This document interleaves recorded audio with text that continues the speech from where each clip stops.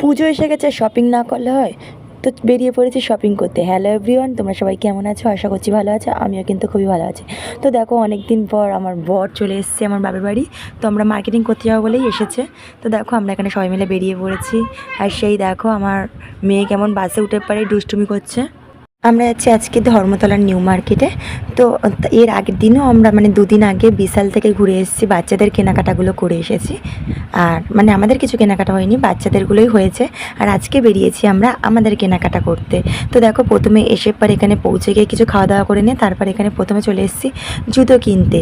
জুতো কেনার পর আমরা চলে গেছিলাম একটু এখানে ভালো বাচ্চাদের কালেকশন পাচ্ছিলাম না বলে সিলেদার্সে ঢুকলাম। তো সিলেদার্সে ঢুকে যে এই অবস্থা হবে আদৌ ভাবতে পারিনি। ঢুকে পারে যে পুজোর লাইনেও এত ভিড় হয় না, ঠাকুর দেখতে গিয়েও এত ভিড় হয় না। সিলেদার্সে যা ভিড়, পুরো চেপে দেওয়ার মতো অবস্থা।